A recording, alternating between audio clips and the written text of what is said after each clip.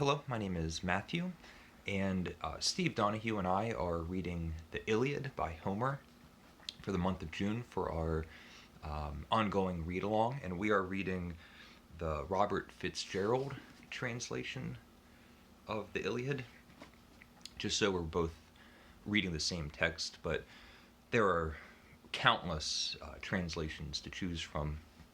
This is just the one that we picked, that Steve picked. And I've read the Iliad a few times, different translations, and I'm really enjoying the Robert Fitzgerald translation. It has a lot of Greek sensibilities to it, that sort of old oddness, using K's in Achilles or Hercules instead of a C or a CH, and it gives it an odd quality. It makes it feel antiquated, much older, and I feel like that's a good representation of the spirit of the poem. When it was originally written, it was already an old story, but it has a old time historical feeling to it without having that impression of a certain time period in the way that you might find in Pope's translation or Chapman's translation, which I've only read in excerpts, but they're very much poems of a certain time, and I haven't gotten that feeling with the Fitzgerald translation. Now, the Iliad is the story of a war. It's the Greeks and the Trojans, the city of Troy, and it's a 10-year long war. And the Iliad picks up at the tail end, nearly the very end of the war, like 9 years in. This has been going on. It all started with Helen being abducted or running away with Paris, leaving Menelaus, the king of Sparta. His wife Helen leaves Menelaus and goes off to the city of Troy. It launches the 1,000 ships, and now the Greeks have this campaign to sack Troy. And the story begins, like I said, at the very end of this war. It's been ongoing for years, and we start with an internal squabble with Agamemnon, who is the leader of this army and the brother of Menelaus. And there's this priest, the priest for Apollo, who has had his daughter abducted by Agamemnon as a part of the spoils of war. And the priest is asking to have his daughter back. And Agamemnon basically just boots him out. And the priest gets all upset, talks to Apollo. And in this story, the gods are active players. They're physical manifestations, these immortal, powerful beings that talk and interact and intervene with all of the people, the principal characters that we deal with in this story. And so Apollo, angered by this, starts shooting off arrows into the Greeks' area, their campaign or settlement, causing plagues. The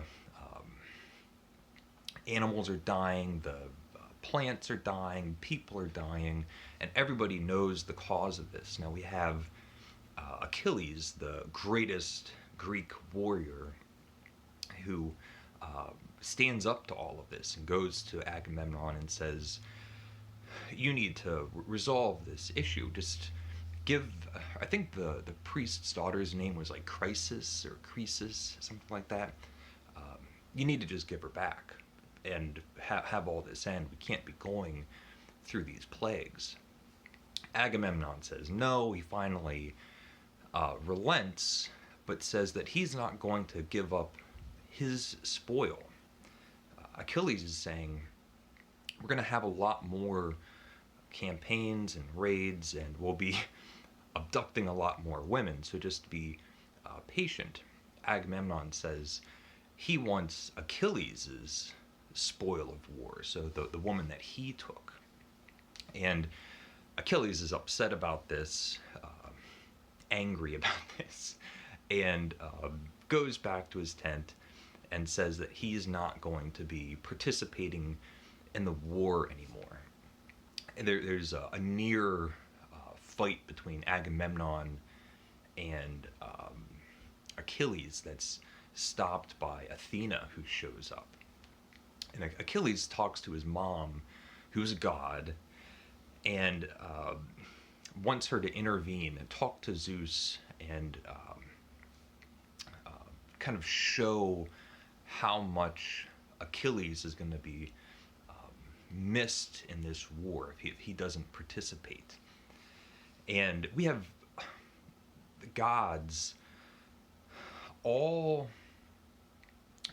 seriously involved in this story, and between Zeus and Athena, Aphrodite and Hera, Apollo, Ares and Poseidon, they all have their specific interest in how this wants to play out, who's going to be the winners and losers, and which side that they're all on. And Zeus at the top of the mountain is like dealing with all of these gods like they're feral cats, just having one god explain, one scenario that they want the Greeks to win or the Trojans to win, and Zeus, who can shake mountains with just a turn of his head, is saying things like, if I do this, I am going to hear it from my wife, Hera. And so it's like this soap opera drama going on Mount Olympus. And as the story goes on, we have all of these characters that have really high charged emotions. It makes a lot of sense if you think about a war that's been going on for 9 years, where there's multiple gods on both sides constantly intervening. And so many of the conflicts that we come across just in the first 6 books that we're reading for this week, none of them have a resolution that was not intervened by a god. So imagine watching a football game where all of the gods that all the football players are praying to are actively participating in the game, and how maddening and mentally and physically exhausting it would be to just come up with an easy idea of how this thing is going to come to an end.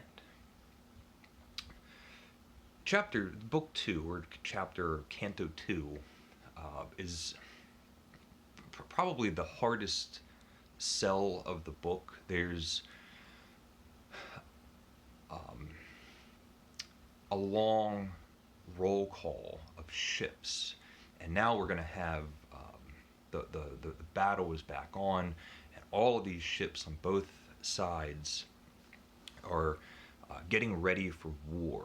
And so you get this list of Greek ships, Greek towns and villages and cities and people, and interesting details, very brief details of the kind of people that you might find on a certain ship or in a certain town.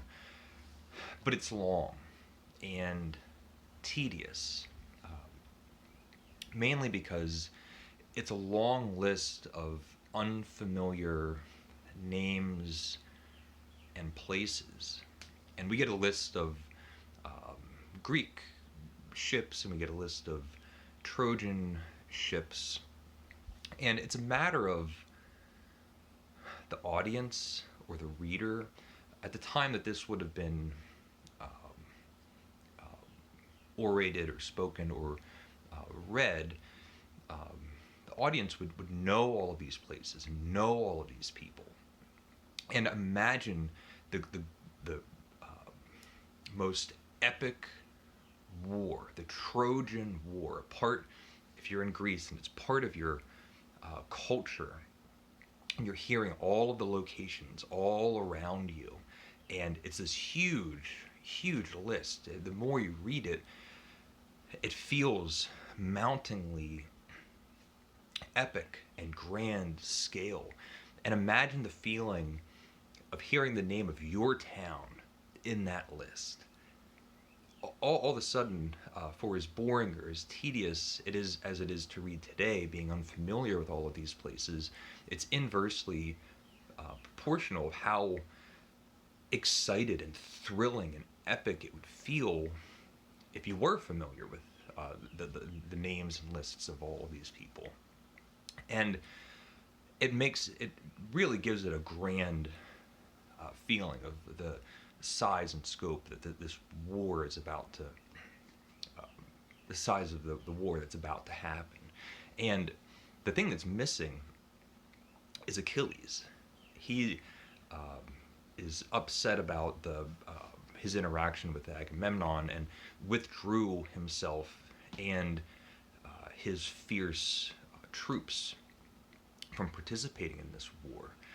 And it really gives you an idea of um, how influential and how great Achilles must uh, be. When the beginning of these battles, Achilles is noticeably absent, even with the tremendous amount of troops and ships and heroic figures that we meet, like Menelaus or Hector or many of the other characters. And before the big battle starts on both sides, I think it was Hector. I should apologize if I get certain specific names or details wrong. It's hard to remember everything. I think Hector offers not a truce, but says instead of just having this bloodbath, instead of having hundreds and thousands of people die, why don't we just put up our best? You'll have someone, I'll have someone, and we'll have a duel, a fight to the death. Whoever wins will be the victor, and we can just avoid burying our fellow soldiers. And a battle begins, and it's Paris and I believe Menelaus. So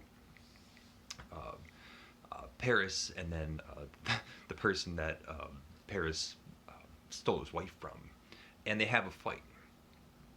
And Paris is sort of uh, Paris is not a soldier, and he's kind of getting bopped around and not doing very well. It's close to having an easy defeat. Menelaus is about to slay him, and either Aphrodite or Athena, or maybe Hera, I can't remember, but a god intervenes and has the whole thing stop. And so other things happen, but now the war begins, and the battle scenes are brutal and graphic.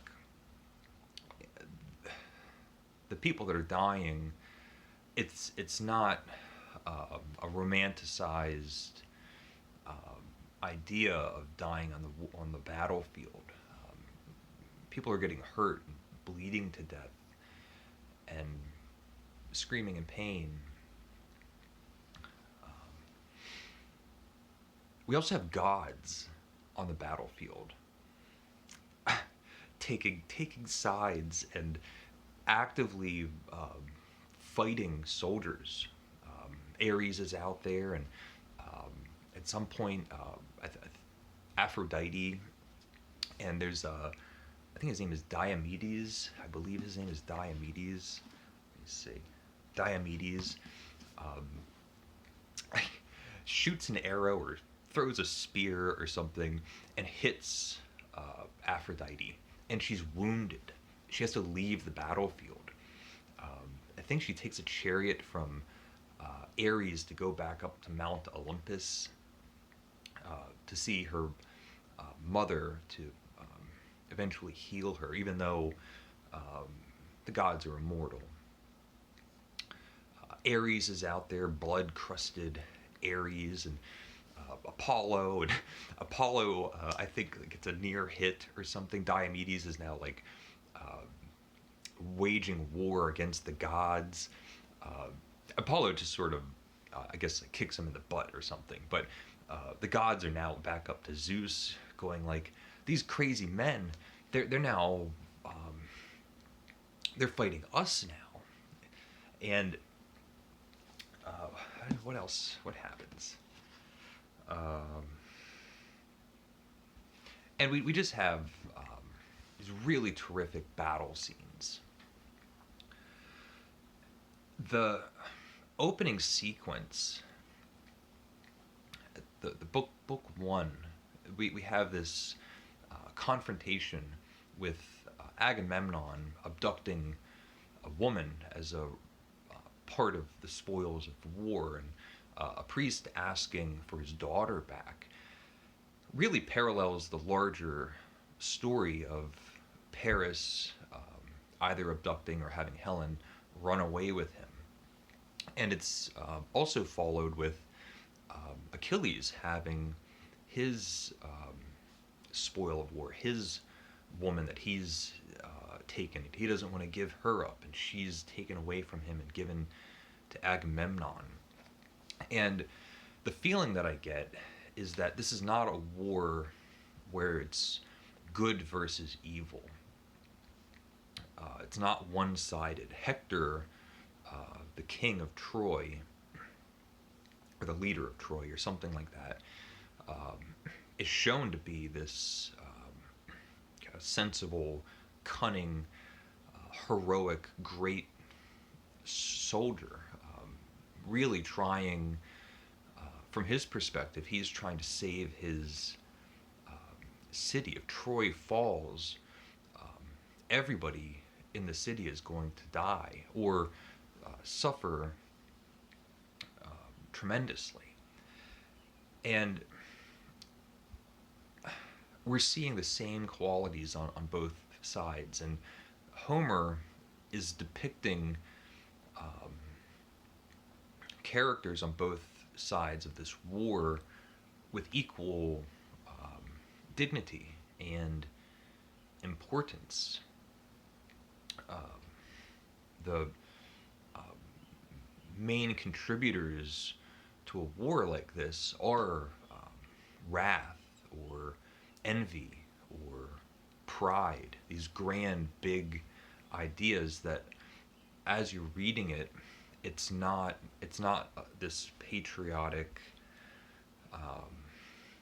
poem just leaving you with this feeling that the Greeks are the good guys, the Trojans are the bad guys, and it's good versus evil. It's much more human or complex than that. It's also mirrored in that soap operatic turmoil that's happening on Mount Olympus, with all of these gods participating in this war and being very interested. Not only is this 9 years of these gods actively participating in this, but they are shown to be immortal.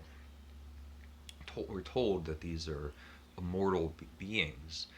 that don't really act immortal. They're very much interested in the present and um, the near future, the consequences almost day to day, and how different characters' emotions or attitudes or the success of a small town could be.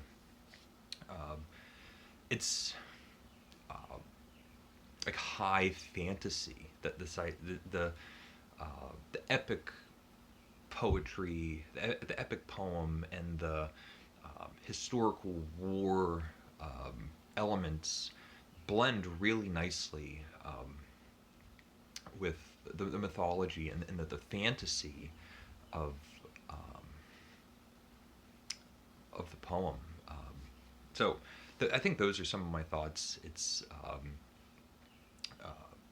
has a slight rocky beginning with that cast of ships, everyone sailing off to get into it. But after that, we have just a series of really great interactions, a lot of bloodshed. There's um, it's a war novel, so there's gruesome death scenes that start piling up and shown. The camera doesn't turn away.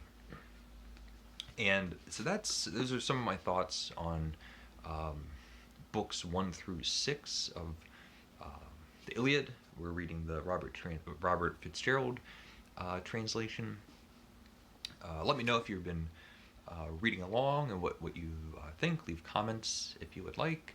Um, if you have any thoughts about any of the things that I said, I'm going to be very interested to hear what Steve has to say on uh, on the Iliad and this translation and everything, all the interesting things that Steve might um, bring up. I'll be paying close attention.